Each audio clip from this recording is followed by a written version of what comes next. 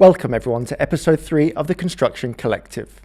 Today's conversation is a really exciting one because we're discussing leadership, transition and the future direction of ISG Middle East at a significant point in the business's journey. ISG turns 20 this year in the Middle East, and over that time the business has evolved considerably from a fit-out specialist into a diversified construction and delivery partner operating across multiple sectors. Today we'll reflect on that journey, discuss what makes ISG stand out in an increasingly competitive market, and look ahead at where the business is heading next. So I'm joined today by Andrew Craig, Chairman of ISG, Steve Ramsden, Non-Executive Director and previous Managing Director of the business, and then Hamish James, Managing Director of ISG. So I'm going to get straight into Steve. You first. Firstly, welcome back to Dubai. It's great to see you. ISG celebrates a significant milestone this year. When you look at the business compared to 20 years ago, what makes you most proud?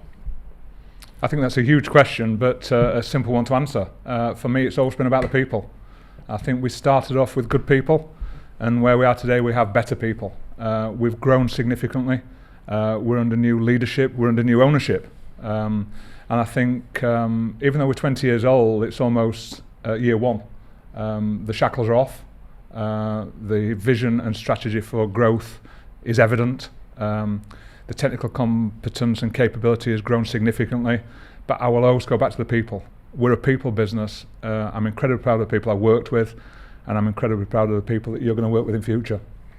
And do you find that there was a turning point where you realised that the business had genuinely evolved? I think ISG is reinventing itself year on year for the last 20 years, but you can't not look to September 2024 when the administration came about, and then you can't look much further than January 2025 when Andrew bought the business. There's no bigger change in the business than when Andrew Craig came on board.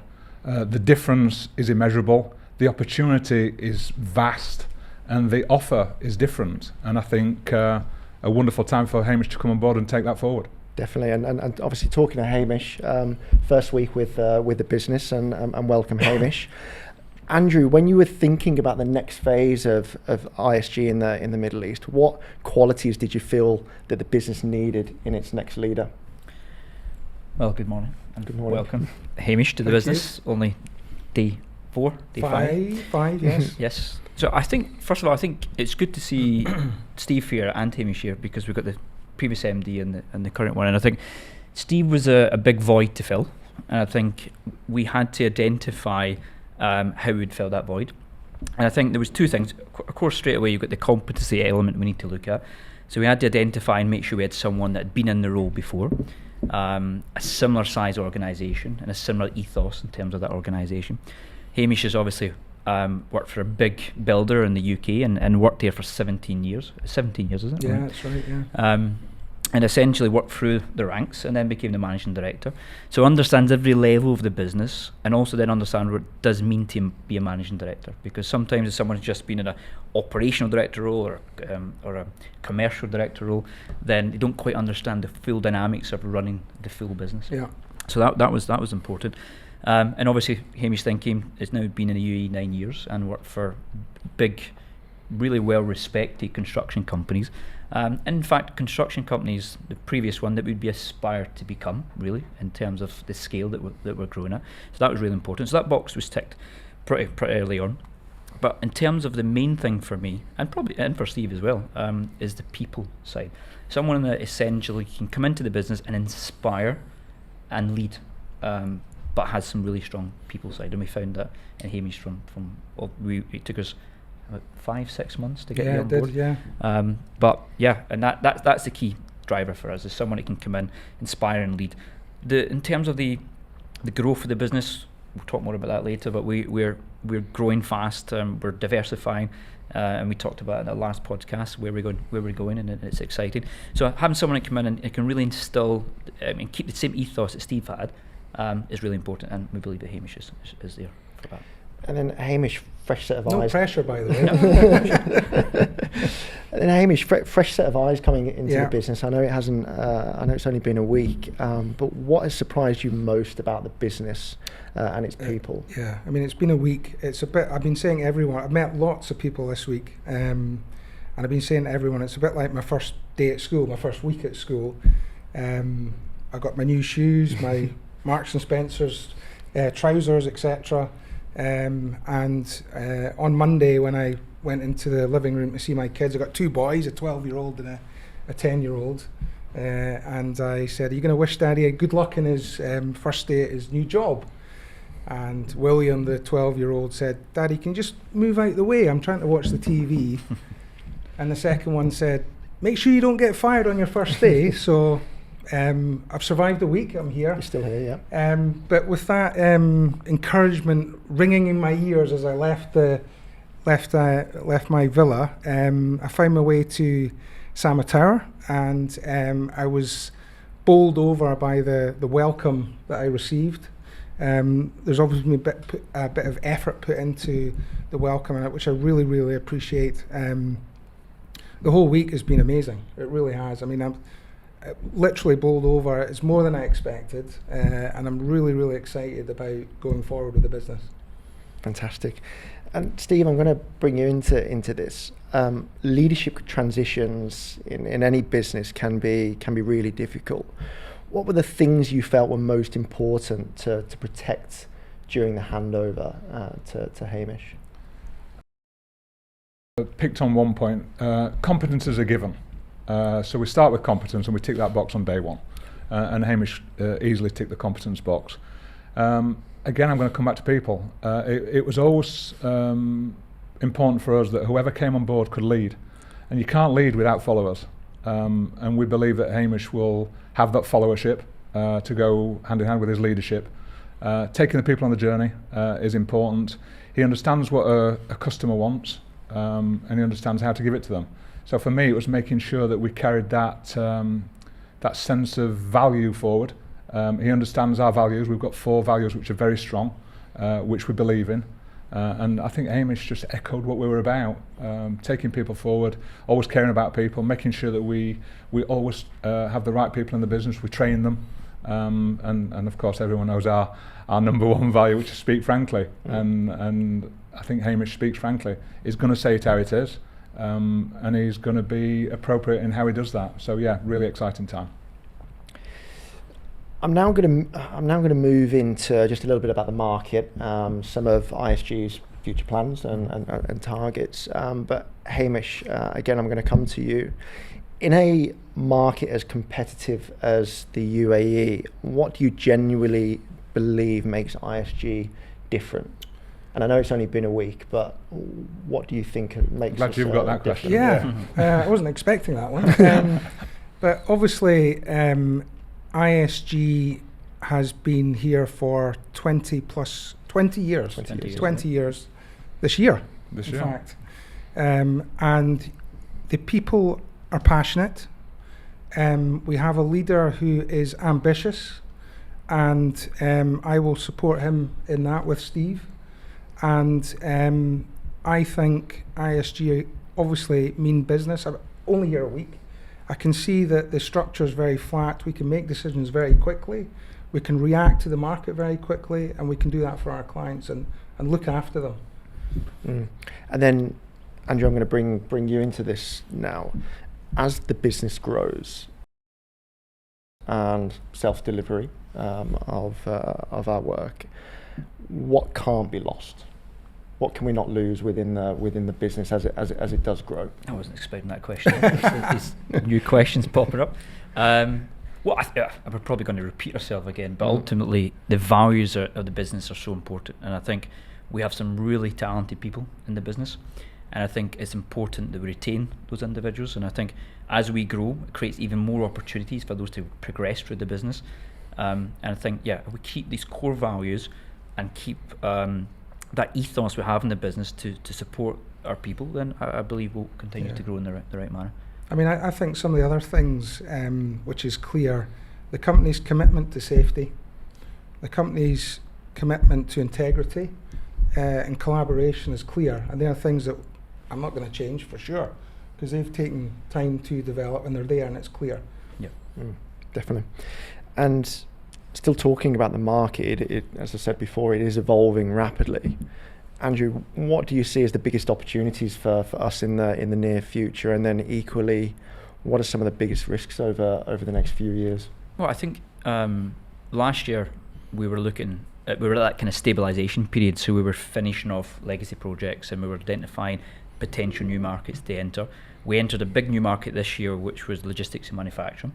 And we came in with a bit of a bang. We're delivering a really strong project, and I think that will continue to be a sector that we look at. Another one we're looking at the moment, which is a huge sector, is the data centre market. Now, again, come back to Hamish's point about being a nimble organisation to make decisions quickly and move into new sectors. That helps because we are now building a huge shell and core fit out logistics manufacturing facility, which is technically a big data centre. And we're in the process of identifying a strong MEP partner that can help us move into that. If you look at the data centre market here in the UAE, well, I suppose, and the GCC, it's becoming potentially $1 trillion market over the next 5 years. So it would be crazy not to look at it as an opportunity. We have been looking at that over the last few months, and that is going quite rapid to the point where we probably are confident to say we're probably looking at delivering a data centre next year, and that's a big driver for us. And then what are some of the risks involved in, well, in that? And building a data centre growth? itself Yeah. is a big risk. You've got things like damages are pretty much uncapped, so you've got to make sure you deliver on time and you deliver on the budget. Yeah. I think it's a stat someone told me about data centre. Essentially, if you finish a month early, it pretty much pays for the whole data centre build. So if you finish a month late, it's going to be very expensive for us as a contractor. Yeah. But I think ISG is known for doing well in that part, finishing on time and finishing on budget, minimising health and safety risks. So I think that will be the risk. Yeah. And that will be Hamish's job, get it finished on time. Exactly. And traditionally, data centre programmes are always very tight. They're not from a civils perspective, they're not complex, but the MEP part is massive. So whoever we partner up with have to have the capability, and I know we're speaking to people who do and are well respected in the data centre market. But some of the long lead-in items for this kit is, it's up to 12 months lead-in time. So the programming and the planning, the understanding of how data centres work, the commissioning, the fit-out period. I was speaking to a contact this morning who's telling me, the fit-out of a medium-sized data centre is 6 months, and a huge part of that is testing and commissioning. So the programming, the planning, hitting the relevant milestones is key, and obviously a risk bit which needs to be managed robustly.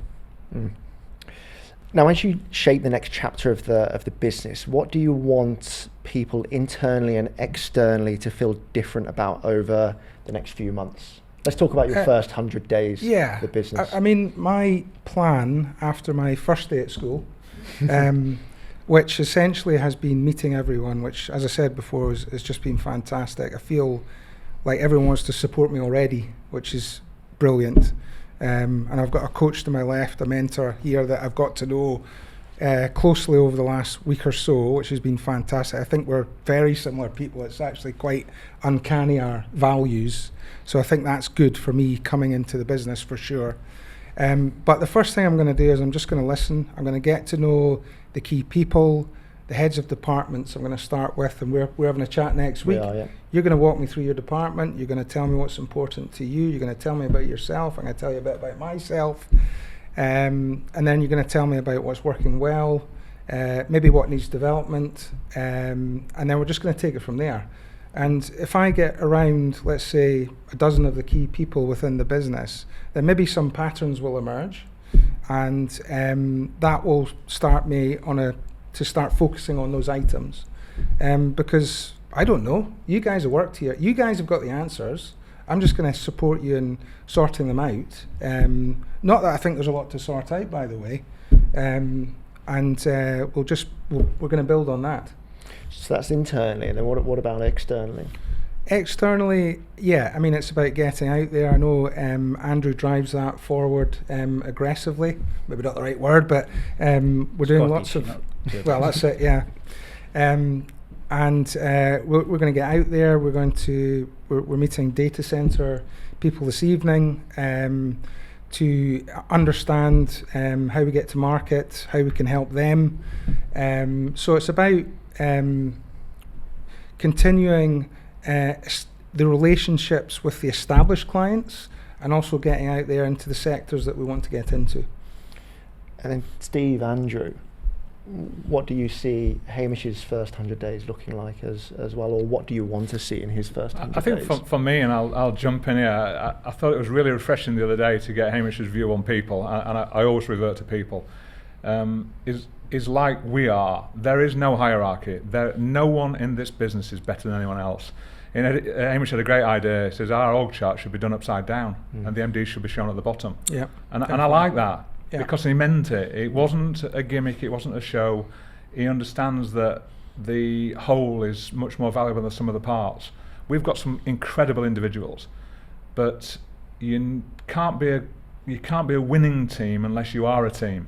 There's some fantastic football teams in the Premier League, but some of them are not performing very well because as a team they're not coming together. I think that's what I want to see from Hamish, and I'm sure that's what we will see from Hamish. That team ethos will be driven forward. Yeah, I agree. I would second that. I think it's all about building, that relationship with the team and identifying the right communication that's required throughout the different teams. And I think the other big thing this year is we've got a big project to get finished by the end of the year and delivered. So that would be an expectation from me to Hamish and the team. Let's get that delivered on time, on budget, and set ourselves up for next year. That's a big aim. There'll be some differences that Hamish finds at ISG, and I think we're very proud of some of the things that set us apart. We've got a very robust customer experience program, and I think we've all got to remember we are not a business without customers, and we've all got to remember how important our customers are to us. And I think we'll reset the clock in some regards in terms of where we are in terms of health and safety. We're excellent. Hamish wants us to be better. Yeah. Where we are in terms of delivery and what we do in terms of getting to zero defects, we're good. Hamish wants excellence. And I think that vocabulary is going to be something that's really refreshing. And there's things we can't do today, but we'll talk about it. But we'll do them tomorrow. And I really want Hamish to rip up the rule book and start again and come to us and say, what you've done is great, we're going to do it better. Your process is good, we're going to rip it up, we're going to start again. While we're good, we can get complacent. So I think the time to start again is when you're at your best. And I think we've been at our best, but we're going to be better. I'm really looking forward to it. I agree. And I think especially at the rate of the speed of growth that we have at the moment. The likelihood is come end of next year we'll probably be at we'll probably have doubled the amount of staff that were there when I took over the business. So it's important that continues to be instilled as we bring on new people to the business. Sounds like we've got some exciting times absolutely ahead, definitely. Steve, I'm going to stay with you here. If we're sat here again in 5 years' time, what would success look like for ISG Middle East? Well, after the way you've spoken to me this morning, remind me how old I am. One success would be being alive. So I hope I am sat with you in 5 years' time. I think success for me, what I'd look towards is almost the chameleon, the change in colour, the change in service delivery sectors. We were built on, Hamish and I particularly, built on delivering good outcomes at the right price, at the right time. Our customers are saying to us now, so what?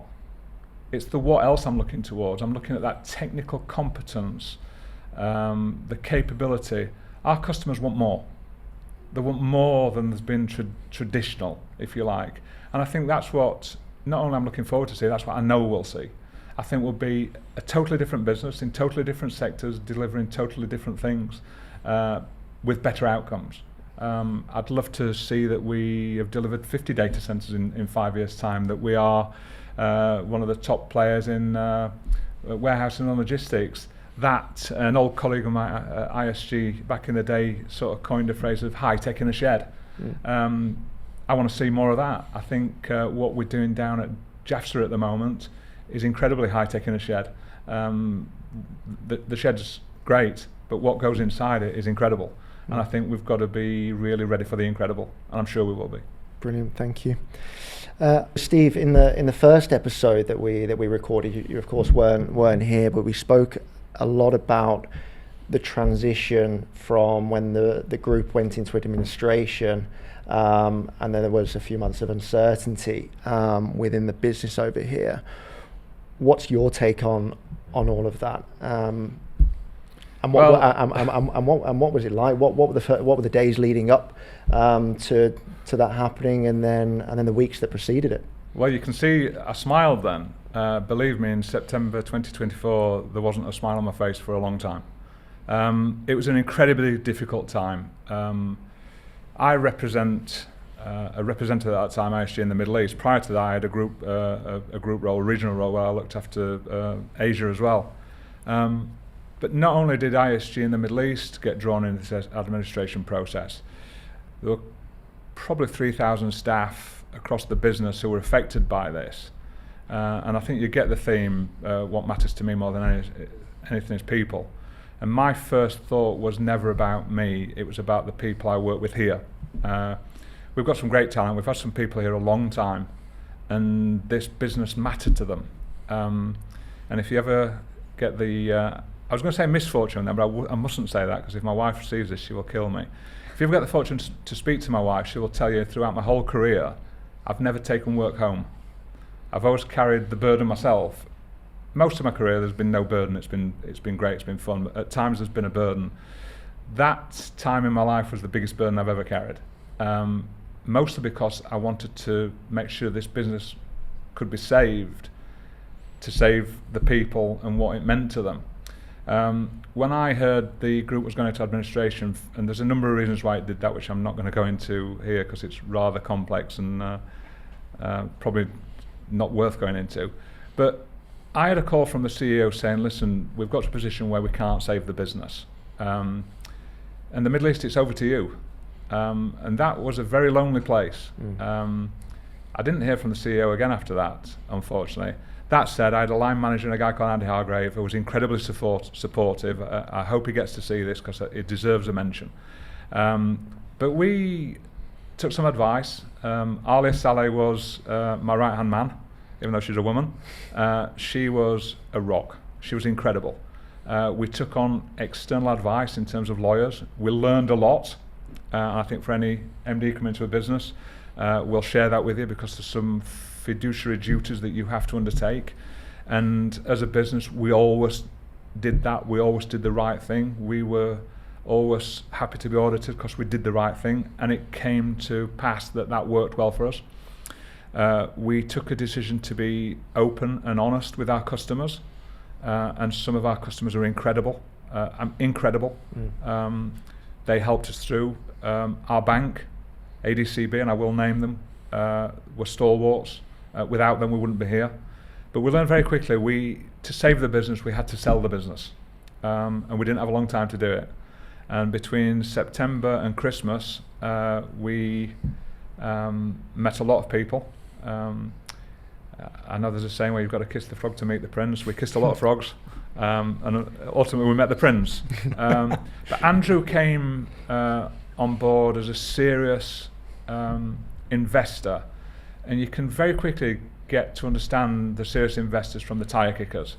Andrew from day one was serious, and I think he got from us, and I would say me, a dose of honesty. There was nothing to hide, there was no point in having subterfuge, there was no point telling him something that wasn't true. We had to lay bare, and we did that, and we got a feeling from Andrew that he was going to do this, but we had to do it quickly. And I think, I don't know, Andrew, I don't do acquisitions and mergers like you've done over the years. Yeah. You've done a lot of them, but this must be world record time in how we got this over the line. Yeah. But you can't do that without someone who's not serious, who's not going to put his money where his mouth is and make it happen. We had to deal with administrators in Hong Kong, because we were part of ISG Asia Hong Kong. We had a local partner who we had to deal with, and we had to deal with an administrator in the UK. In terms of the business, we had another administrator in terms of the name. It was complicated, but we took the decision we were going to get through this. And by January, we'd done a deal. I was in the throes of retiring, which I postponed a while, and we got the business over the line, and it was hard. And I know you were in the middle of it as well, and it was hard for everybody. I've always said in this business, change is the only constant in life.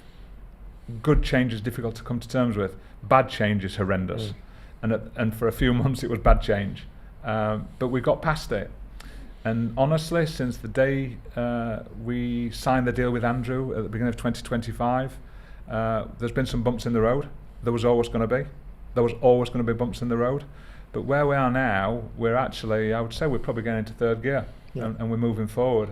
And I think with Hamish coming on board, we're getting to the start line, and we're really going to put the accelerator down. So incredible time going forward, but incredibly difficult 3 months. I think Aidan spoke about the day he found out was the day he was getting married. My wife and I were invited to Aidan's wedding. We didn't go because we had to deal with this. I sort of thought about long and hard whether I should speak to Aidan at his wedding. I did, and luckily he didn't tell his wife, and she's still speaking to me. I think his wife, the day after the wedding, said, "I didn't see Steve and Sandy at the wedding." He said, no, they couldn't make it. He didn't say that the business was in trouble and we might not have a job next week.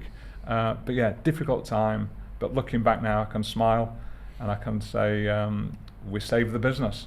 We saved the business. But having gone through it, those who went through it and are still here, the business, I'm sure, is stronger because of it. Yeah. Honestly, you cannot believe the people who we employ. They are unbelievable. They are solid. They are rocks. They look to us to help them, but goodness me, did we look to them to help us? And they stood firm.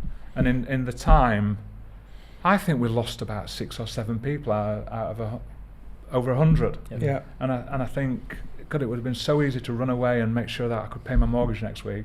No.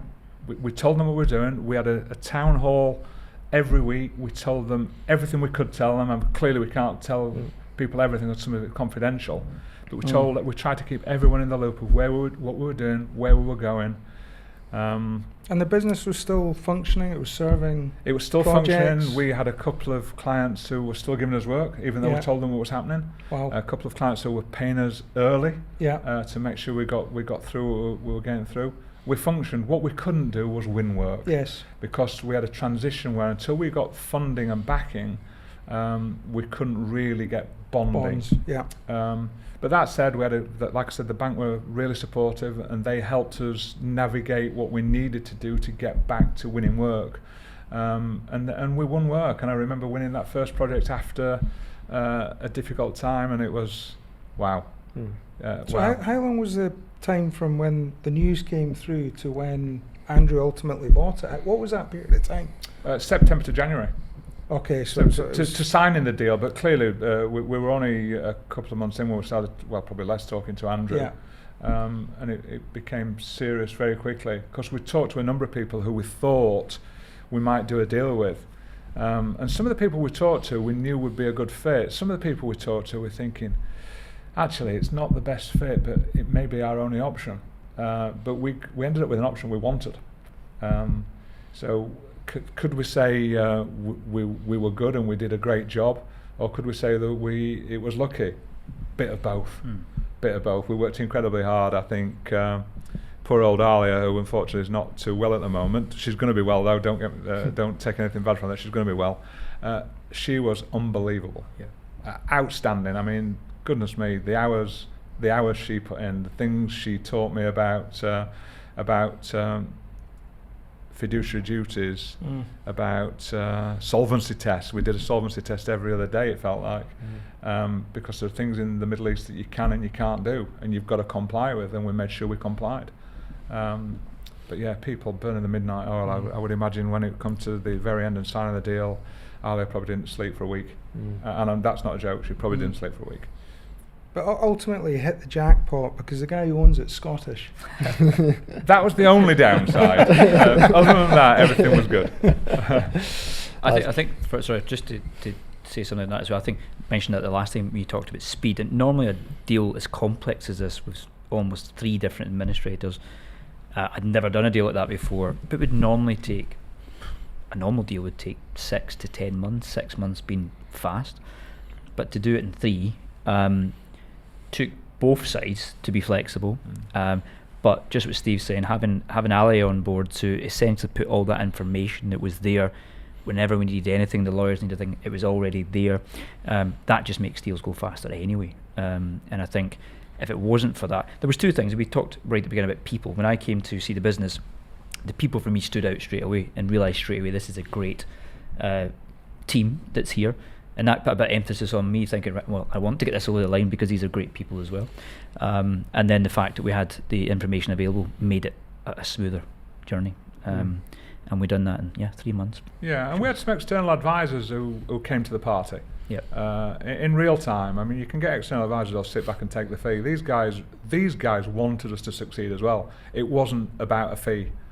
We'd worked with them in the past, and they really wanted us to move forward. And thankfully it did, and here we are on podcast number 3. Yes. Yep. Podcast number 3. Thanks, Steve. That was perfectly put. Thank you. I'm going to finish off now with a question for all of you. Steve, what's the one thing that you hope people associate with ISG? It might not be a sort of orthodox answer. I want people to think it's serious fun. Yeah. What we do is serious, but if you come to work and you're not enjoying it, what's the point? I loved my life at work. I'm in a position now where I'm retired and doing a non-executive position, and I would have been happy going on till I was 80, to be honest. I love what I did, and I think the day you really don't want to get up for work, that's a problem. But it's got to be fun. If you can't enjoy what you do, it's really difficult to do it. So serious fun for me. Yeah. Hamish? Completely agree. I don't think there's one, you can't sum it up in one. I completely agree with what you're saying. I think it's going to be bigger. I think it's going to be better. It will be a profitable business where clients, if they want someone to deliver the job, and it's technically complex, it's a tricky one, I want them to pick up the phone and say, let's give Andrew and Hamish a call and let's see what they can do for us. Fantastic. Yeah. Andrew? Steve's answer was very good. It was. Steve's here, it's great because I've seen that. That implies that mine was. Oh no, sorry, yours is good to say.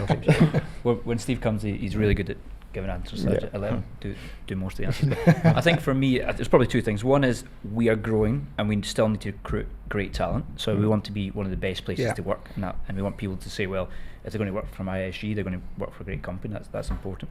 I think two, be more specific. I want us to be the go-to main contractor for data centers. I say that's a big one because that's an industry that we're going to be pushing. And I think in 5 years' time, as Steve said, if we've built 50 of them, I want to make sure we've built 50 good ones because it only takes one bad one for then you're no longer part of that industry.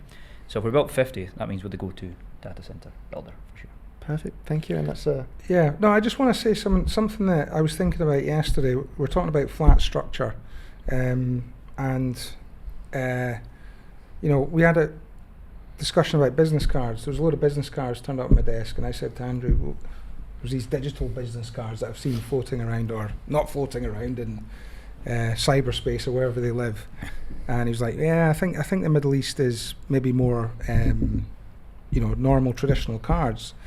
Anyway, we had a chat. By the end of the day, I had a digital card.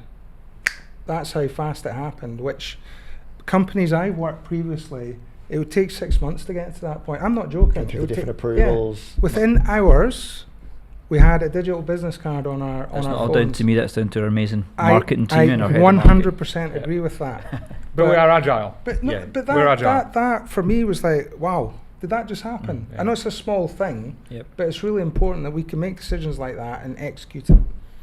I think that's definitely one of the benefits of being a standalone business now. Whereas before, Steve, you all know, decisions like that would have taken months or years. Some things do. Some things when you're in a large group, it's almost like turning the tanker at times, for the right reasons sometimes as well. But I think agility is what our customers want from us. It's what our clients, our colleagues want as well. People don't want things to fall into a black hole and never come out.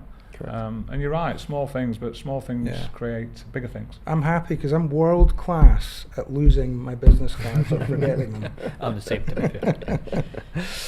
Right, and that's a perfect note to finish. I just want to thank you all for joining me today on episode 3. We've got many more to come throughout the year.